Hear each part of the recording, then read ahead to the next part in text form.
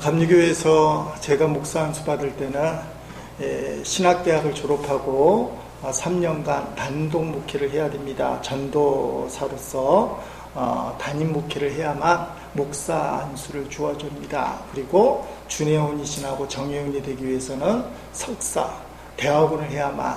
그래서 감리교 목사들은 이제 거의 다가 석사학위를 딴 그런 목사입니다. 옛날 이야기겠죠. 신학대학을 졸업한 새파란 젊은 전도사 김 전도사님이 담임 목회를 시골로 나갔습니다. 시골에 가보니까 할머니도 몇 분이 계시고 교인들이 앉아있는데 이 전도사님이 목회를 하는데 열심히 특심이었습니다. 얼마나 열심히 했는지 기도도 열심히 하고 신방도 열심히 하고 성경 공부도 열심히 하고 또 설교도 열심히 했습니다. 그런데 문제는 설교에 문제가 있는 거예요. 할머니들이 대부분이긴 하지만 이 전도사님이 설교를 시작하면 교인들이 절반은 잠을 주무시고 절반은 다 딴 생각하는 것 같아. 20대 중반의 전도사님이 60대, 70대, 80대 중심의 할머니들에게 이렇게 말을 하니까 쩍쩍, 소극적, 적극적 뭐 이런 얘기가 통하지 않는 겁니다. 이 전도사님이 한계에 부딪혔어요. 스트레스가 너무 밀려오는 거예요. 이게 설교가 너무 부담스럽다. 목회는 설교가 제일 중요하다고 들었는데 이게 설교가 안 되는 것 같은 느낌. 준비는 참 잘했는데 이게 교인들이 안 들어주는 거예요. 그래서 이웃하고 있는 선배 목사님을 찾아갔습니다. 목사님, 도대체 어떻게 하면 설교를 잘할 수 있습니까? 그랬더니 선배 목사님이, 김전도사님, 설교는 처음 시작하는 이 서두가 중요합니다. 처음부터 교인들의 마음을 확 잡지 않으면 설교가 죽습니다. 이번 주 수요일 날 우리 교회에서 와서 제가 하는 설교를 좀 들어보십시오. 그래서 김전도사님이 억지로 시간을 내서 수요 예배 이웃한 선배 목사님 교회에 갔습니다.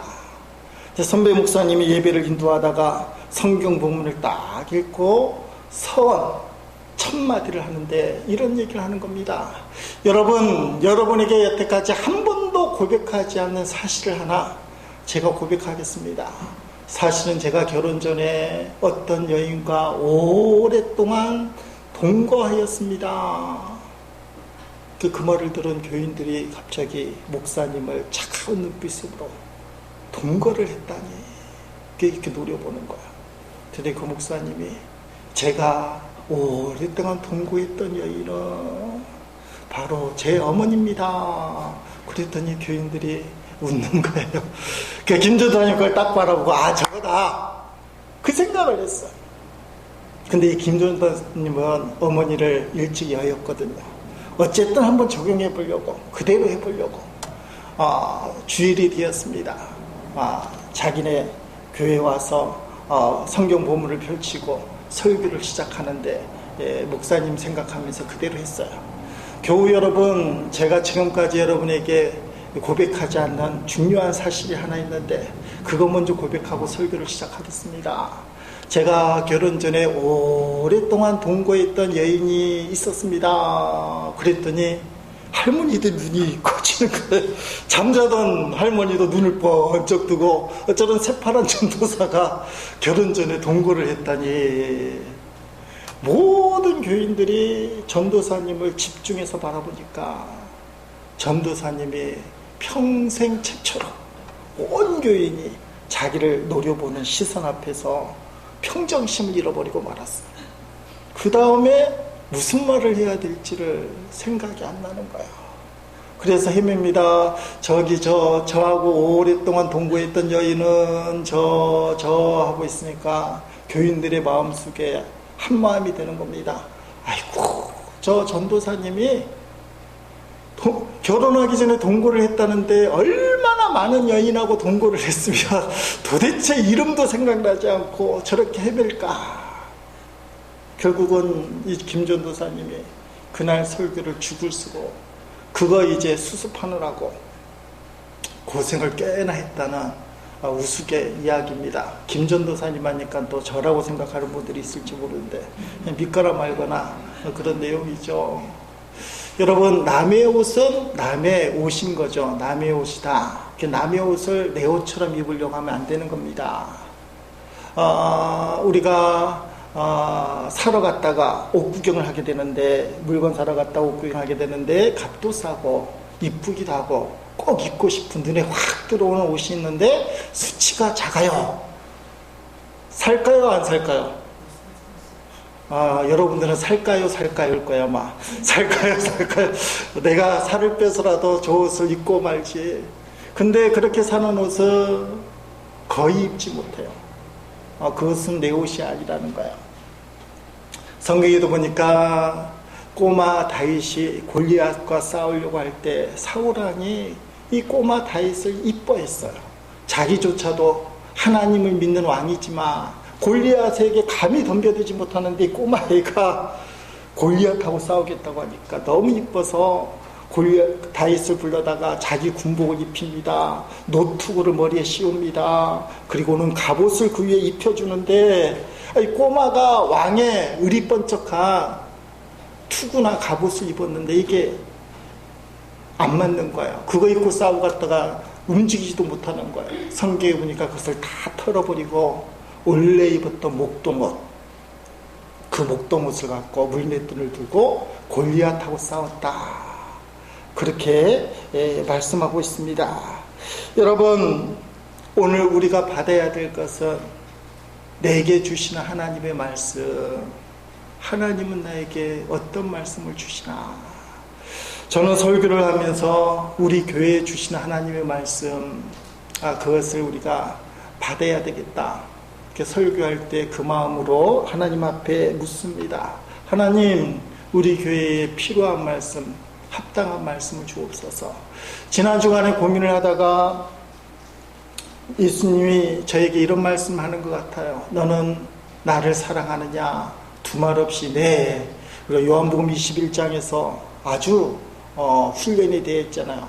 베드로에게 네가 나를 사랑하느냐? 내가 주님을 사랑하는 줄 주께서 아시나이다. 그래서 묻자마자 네 그랬어요. 근데 그 다음 질문이 너는 나를 자랑하느냐? 그랬더니 입이 좀 막히는 거예요. 좀 답답한 마음이 드는 겁니다. 이게 혼자 하나님 감동을 주고 하나님이 묻고 내가 대답을 하니까 네가 나를 사랑하느냐는 예가 나오는데 네가 나를 자랑하느냐. 우리가 창립주일을 맞으면서 예수님을 자랑하자, 교회를 자랑하자 그렇게 얘기하는데 이게 목사가 자랑하는 것에 막히니까 이게 답답한 거예요. 그래서 점검을 해봅니다. 예수님 사랑하는 건 분명한데 왜 자랑이 안 될까? 예수님 자랑이 안 되면 교회 자랑도 안 되는 건데 가만히 생각해 보니까 한 가지 안 한 게 있는 거예요. 그 한 가지가 뭐냐 하면 제가 걷기 운동을 하는데 운동 나갈 때마다 우리 집사람이 언명을 하는 경우가 있습니다. 물티슈 10개 들고 가라. 이렇게 전도하라 그 말이죠. 제가 그런 말 순종 참 잘해요. 그래서 물티슈 들고 10개 이상 들고 가서 나눠주고 걷기 운동하고. 근데 지난주 월요일 날이었는데 걷기 운동 가는데 그냥 간 거예요. 깜빡하고. 갔다 오고 났더니 우리 집사람이 물티슈 안 갖고 갔지 하니까 가슴이 철렁하는 게 주님께서 질문하신 게 그 일이 있고 난 다음이에요. 그래서 내가 예수님은 사랑한다 얘기해놓고는 예수님을 자랑한다고는 얘기하지 못하는, 만약에 그때 물티슈를 갖고 가서 전했다면 막히진 않았을 거예요. 네가 나를 사랑하느냐? 네, 주님.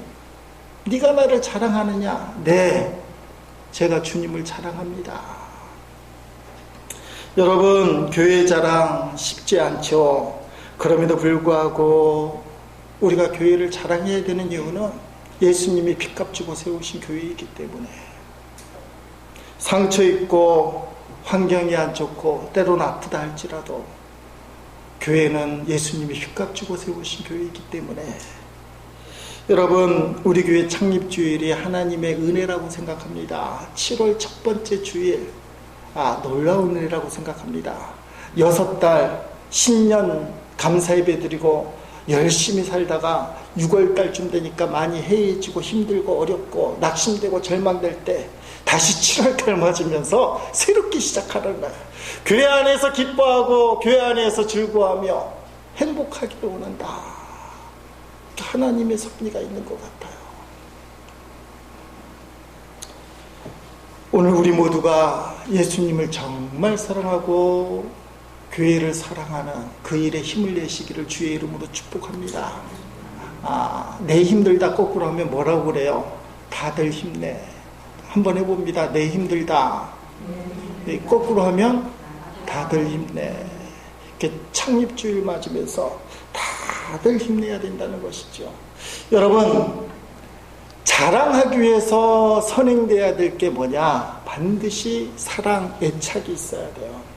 예수님을 사랑하고 애착이 되니까 그게 자랑이 되는 거예요. 아주 쉽게 얘기하면 돈을 우리가 미워하진 않잖아요. 돈 미워하는 성도가 계신가요? 그 미워하는 돈을 저에게 주시면 저는 감사하게 받아서 잘 쓸 것 같아요. 돈이 일만하게 뿐이지만 제가 아닌 거죠. 돈은 잘 사용해야 됩니다. 돈을 우리가 사랑하지 않지만 싫어하진 않아요. 돈이 10억이 여러분에게 갑자기 누군가 알지 못하는 친척이 상속을 줬어요. 그리고 세금 다 빼서 10억이 손에 탁 쥐어졌다. 며칠을 자랑할까요? 아마 자랑 안 하겠다는 사람, 이게 소문나면 뜯어먹으러 오는 사람이 많기 때문에 입을 꽉 다물겠다는 사람이 있지만 제가 예언합니다. 10중 팔고 입 다물지 못하고 다 털어놓을 거예요. 첫째 11조를 꼭 하셔야 됩니다. 10억에 11조는 1억. 이게 입이 저절로 자랑이 돼요. 그렇잖아요. 하나님의 은혜다. 그렇게 자랑이 되는 거예요. 만나는 사람마다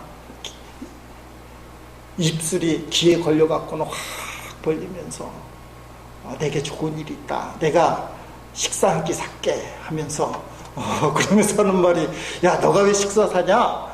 내가 갑자기 좀 돈이 생겼거든. 그때 힘이 들어가니까 좀 돈이 생겼거든. 10억이 생겼어.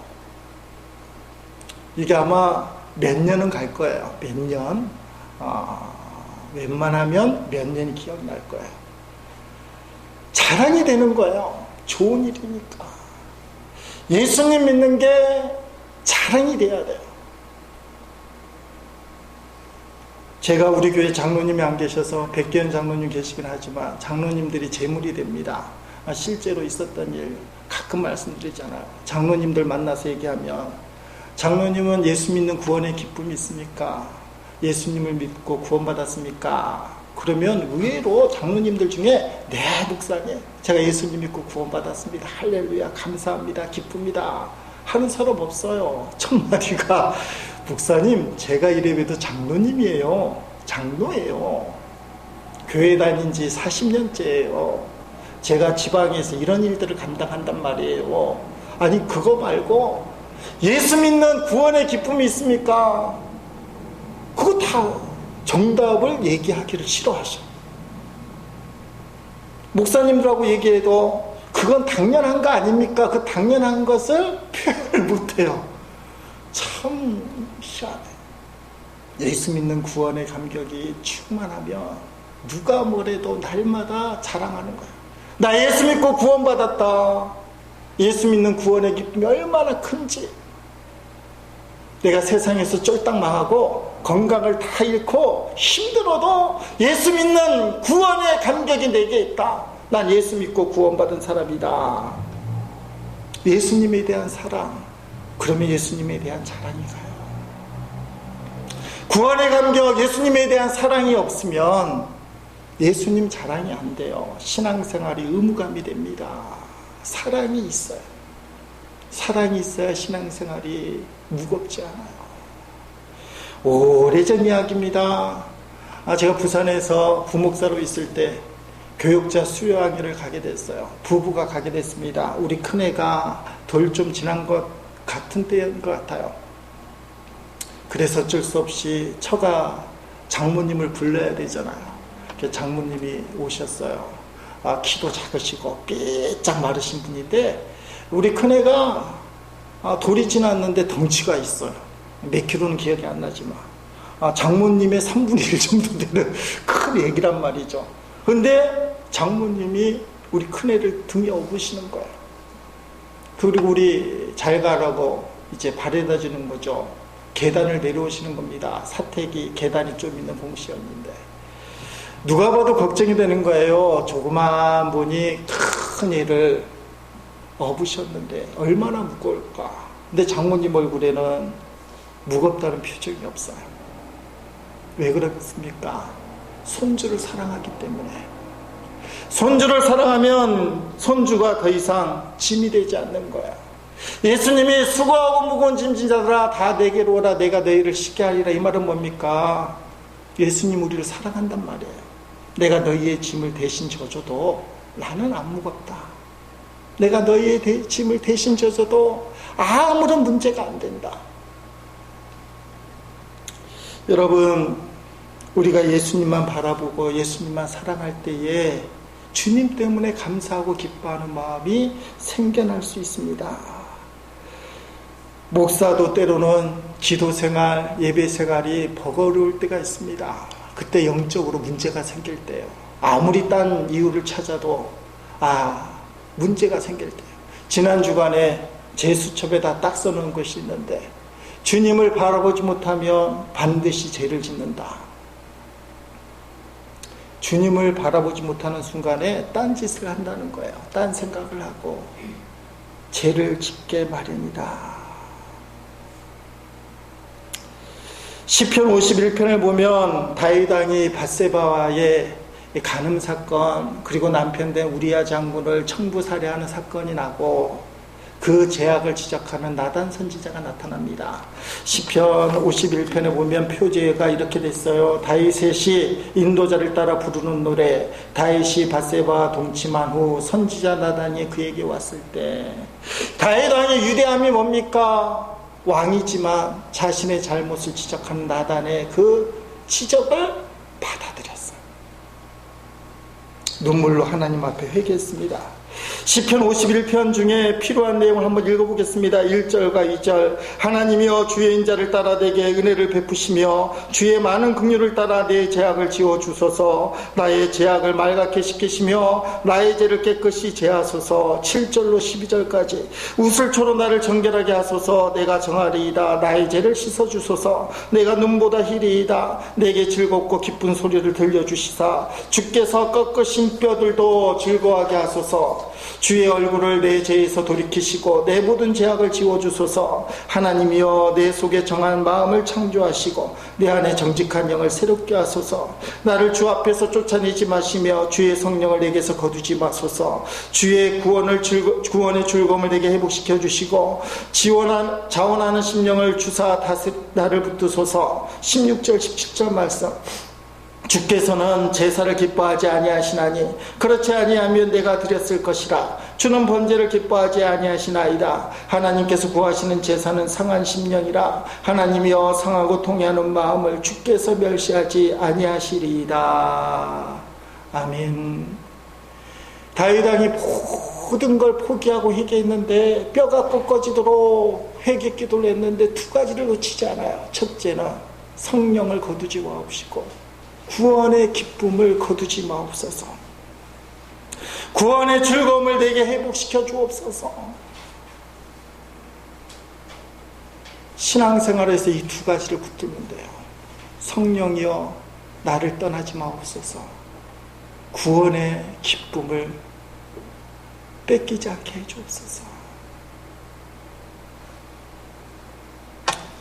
여러분, 신앙생활 할 때 누가 슬퍼하고 애통하며 불행한 삶을 원해서 교회 다니는 사람이 어디 있겠습니까? 다 행복하기를. 우리 교회 양육 책자, 1:1 양육 책자, 당신은 행복하십니까? 행복하기 위해서 교회를 다녀요. 그런데 불행이 우리 앞에 닥치는 거예요. 상한 감정이 생기고 불행한 그 옳지 않는 상황 때문에 아무것도 하지 못하는 그런 식물인간과 같은 상황이 되어올 때가 있어요. 근데 그때 꼭 두 가지를 붙들어야 되는데 성령이 임하시기를, 그리고 구원의 기쁨을 간직할 수 있도록. 심야기도회 때 이상하게 힘이 나지 않고 예배를 인도하고 앉아있는데 갑자기 타임머신을 타고 옛날로 돌아가는 걸 느꼈어요. 환상 비슷하게. 고등학교 1학년 때부터 그리고 조금 나왔더니 중3, 중2, 중1이 이렇게 생각나는 거예요. 그게 벌써 40년 정도, 35년 정도 이제 나이를 이렇게 생각해 볼 텐데, 제가 중학교 때 1, 2학년 때 공부를 별로 못했거든요. 한 중간쯤 했는데 중학교 3학년 때부터 여러분이 어떻게 생각할지 모르지만 억수로 잘하기 시작했어요. 3학년 1학기 때 성적으로 고등학교 들어가잖아요. 제주도 서귀포 남주중학교 조그만 학교에서, 다른 애들은 제1고등학교 오영고등학교 제주시로 공부하는 애들은 서귀포에서 다 넘어갈 때야. 그때는 서귀포에서 제주시 갈 것은 평생에 몇 번 손꼽아보는 폐쇄적인 사회가 제주도 사회입니다. 지금 가보니까 제주시에서 서귀포에 있는 교회 다닌다고 해서 기절할 뻔했어요. 옛날에는 꿈도 못 꾸는 이야기. 서귀포 사람이 제주시 회사 다닌다, 제주시 사람이 서귀포시로 교회 다닌다, 이게 평생에 한두 번 갈 만한 일을 매주일마다 간다는 거 꿈도 못 꾸는데, 지금 사람들은 이런 말이 이해가 안 될 때예요. 그 남주중학교 서귀포에서 공부 잘하는 애들이 제주시에 있는 오영고등학교, 제1고등학교로 다 갈 때, 저는 남주고등학교에서 콜을 받았어요. 추천장학생. 그냥 고등학교는 시험 안 봐도 무조건 합격이에요. 그것도 장학금 준다는 걸로. 그런 생각이 막 나오는 거야. 가정사, 어렵고 힘든 시기들. 제가 고3 때 형님하고만 지냈습니다. 제주도에서 어렵게 이제 고3을 지났는데, 그 당시 학력고사를 요새 수능이라고 봤는데, 보고 나니까 담임 선생님 그리고 교회에서 저를 인도해주는 생물을 맡으신 지금 장로님이신 선생님이 성문 종합영어를 갖다 줬어요. 그 첫 마디가 뭐냐면 재수하라. 정수고수로 한다고 그거죠. 근데 그때 3일 단식기도 하고, 그래서 서울감리교 신학대학교에 입학을 한 그런 내용들이 주마등 같이 쭉 흘러가는 거예요. 너무 가슴 아픈 일도 떠오르고 눈물도 나고 막 그런 일들이. 근데 그 오랜 흐름 속에서 제가 교회 다니기 시작할 때, 교회 다니는 게 너무 즐거웠어요. 가정도 힘들고, 학교 가면 공부 잘한다고 얘기했지만 제가 고2 때부터 공부를 좀 안 했어요. 좀 웃기는 자랑이지만 제가 고등학교 1학년 전체 평가 성적이 교만하게 들릴지 모르지만 수석이에요, 수석. 근데 그 수석이 서귀포 촌고등학교 공부 잘하는 애들은 다 제주시로 가고 고만한 애들 중에서. 근데 고2 때부터 공부를 안 하고 교회에 빠지고, 그때 제가 하나님 앞에 100일 기도했던 거, 저녁마다 100일 기도 갔던 거, 참 하나님 앞에 기쁜 게, 교회에 나간 다음 날 1984년 7월 22일인데 월요일부터 새벽 기도 나간 거, 뭐 그런 것들이 막 스쳐가는데 딱 하나가 선이 굵직하게 가는 거예요. 사랑의 교회 칼세미나, 제자훈련 지도자 세미나 갔을 때, 그때 그 속회 모임, 우리 감리교랑 속회 모임을 참석하게 되는데 현장 답습을 하는데, 사랑의 교회 권사님이, 목사님은 구원의 확신이 너무 분명한 분이군요. 그 오랜 세월을 돌이키면서 주마당 같이 흘러갔는데 그 세월 속에 굵은 줄이 하나 쭉 나는 게 하나님의 인도와 구원의 기쁨. 나는 지금 죽어도 천국 간다. 그래서 우리 교회 교인들은 구원에 대한 이야기를 하도 많이 들어서, 박말달 집사님 지금 죽어도 천국 가죠? 대답 참 잘하게 됐어요. 하도 훈련을 시키니까. 그 구원에 대한 확신이 있으면서 어떤 처지와 형편이 놓여도 너는 구원의 기쁨을 갖고 있어야 된다. 그래서 상한 감정이 몰려오고 환경이 안 좋고, 오늘과 같은 상황, 예배 시간이 됐는데도 교인들이 안 오면 목사들이 속이 시커멓게 탑니다.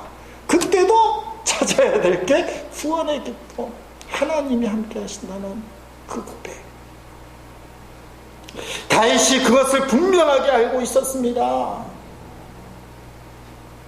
성령을 떠나지 말게 하시고 구원의 기쁨을 내게 회복시켜 주옵소서. 이 두 가지를 붙든 거예요. 내가 밧세바의 간음으로 우리야 장군을 청부살해한 정말 하지 말아야 될 엄청난 죄를 져서 죄값을 치러야 되지만 하나님 이 두 가지만큼은 내게 성신은 성령을 거두지 마옵시고 구원의 즐거움을 회복시켜 주옵소서.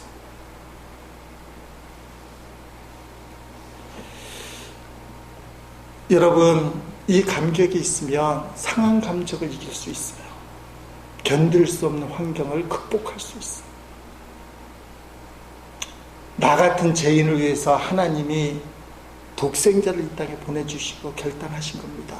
하나님이 이 세상 바로 나 같은 죄인을 사랑하사 독생자를 주시기로, 이 땅에 오신 예수 그리스도께서는 바로 나 같은 죄인을 위하여 십자가에서 생명 주시고 살찌 주시고 피 흘려 주셨어요.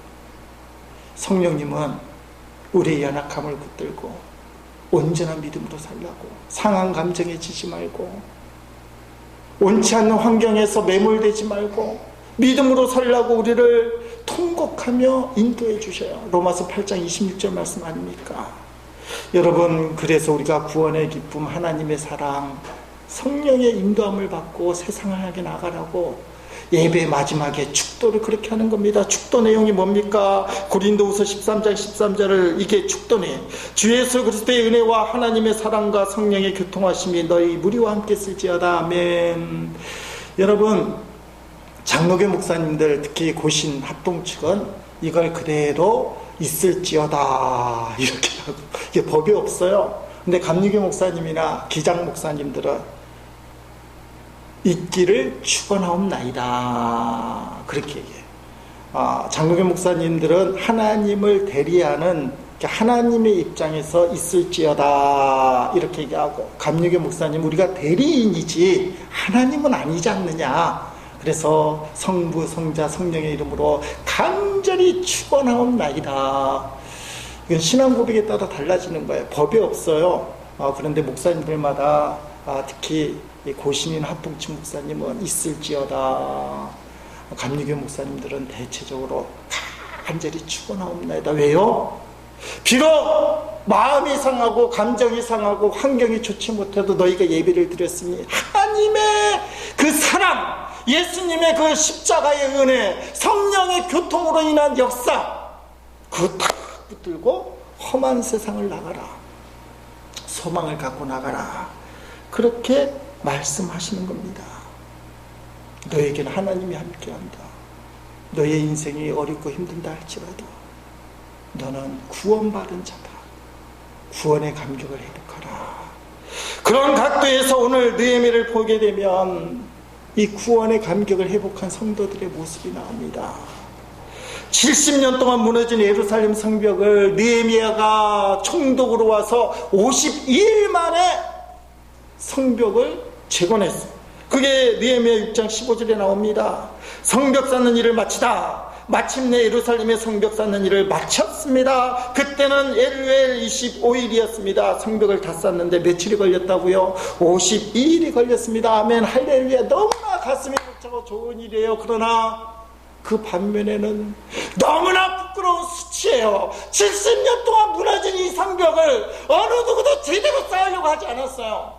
물론 스룹바벨, 에스라 와서 성전을 재건하고 말씀 재건하는 운동을 했지만 70년 동안 무너진 이 성벽을 단 50일 만에 재건할 수 있는데, 이스라엘 백성이 포로로 끌려간 이유도 있고 늦게 돌아온 도 있지만 70년 동안 방치했어요. 며칠 만에 할 일을 52일 만에 할 일을.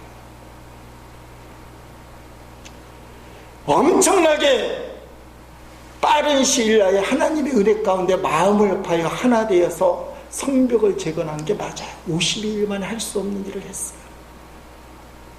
그런데 70년의 세월이 가슴을 치는 거예요. 70년 동안 도대체 우리는 뭘 했나? 나 70년 전에 갓난아기예요. 맞죠? 우리 아버지 할아버지는 도대체 뭘 했나? 52일이면 끝나는 이 성벽 재건을 70년 동안 여호가 들어오게, 짐승들이 예루살렘 성전에 들어오게, 하나님의 예배당에 아무나 쳐들어올 수 있도록 방치해둔 세월이 70년이었어요.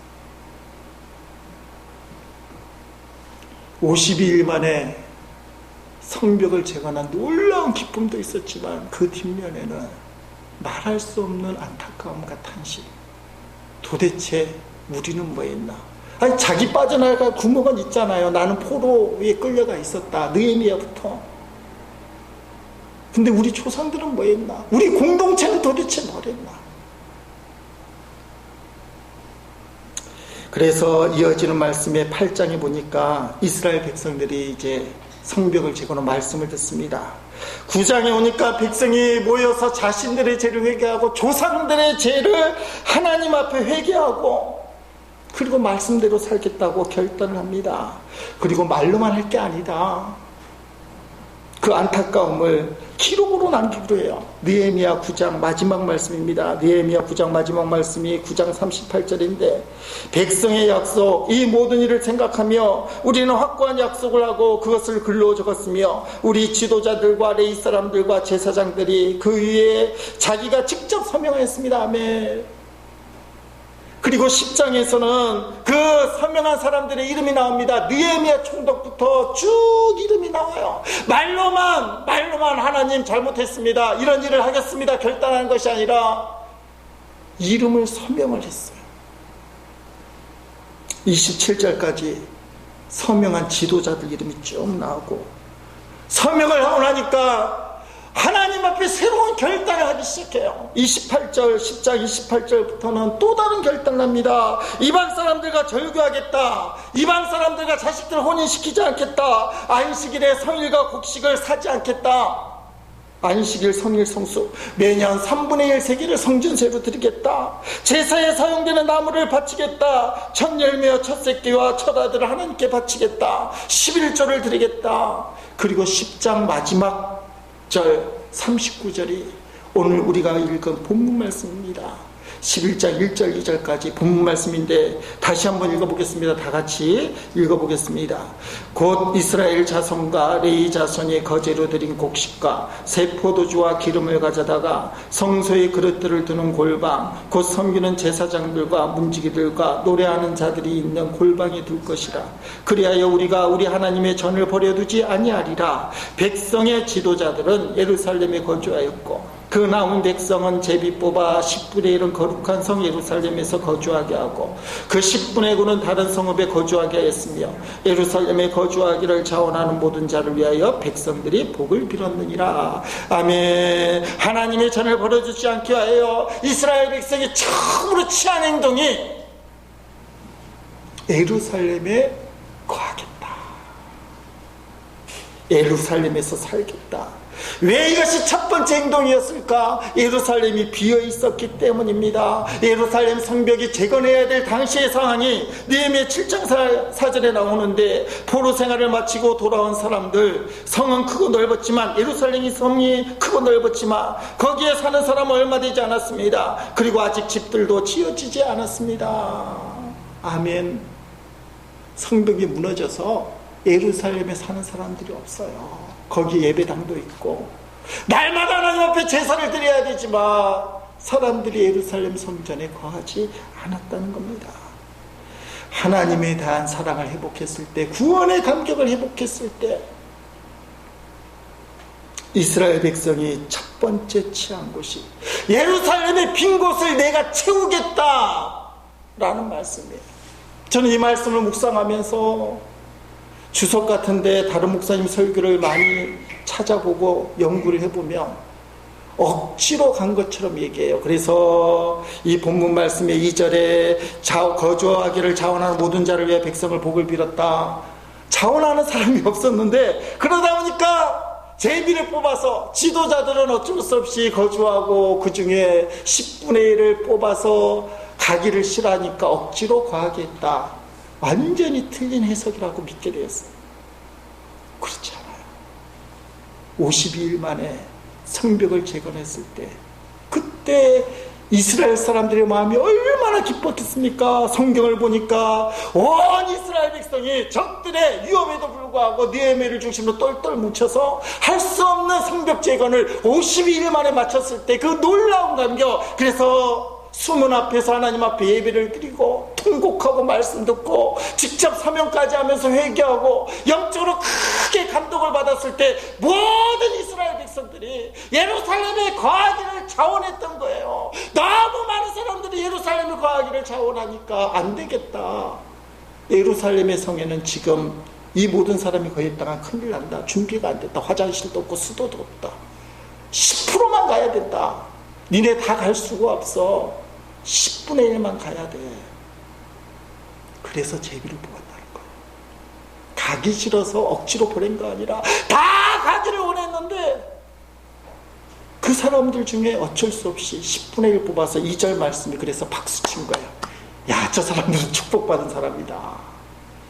여러분, 이스라엘 백성들은 예루살렘 성의 중요함을 알고 있습니다. 시편 기자 122편 6절에 이런 말씀이 있습니다. 예루살렘을 위하여 평안을 구하라. 예루살렘을 사랑하는 자는 형통하리라.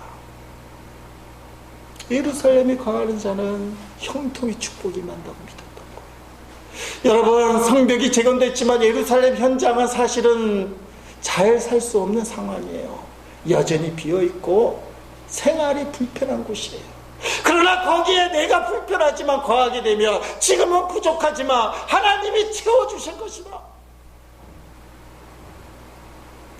구원의 감격을 회복하고 첫사랑을 회복하고 하나님에 대한 사랑을 회복했을 때 이스라엘 백성이 처음 보았던 것은 예루살렘에 비어있는 자리를 내가 채워야 되겠다. 내가 가서 제 몫을 해야 되겠다. 오늘 아침 새벽에도 묵상한 내용 아닙니까? 그래서 제사장들이 이런 일을 하고 레위인들이 이런 일을 하고 명단들이 쭉 나오면서 이 사람들은 이런 일을 하고 이런 사람 이런 일을 하고 누구는 성문을 지키고 누구는 찬양을 하고 내가 예루살렘 성전에 거하면서 하나님의 몫을 감당하겠다. 내게 맡겨진 몫을 감당하겠다. 그 뜨거운 마음들이 있었어요. 그게 복받는 길이라고 믿었기 때문에.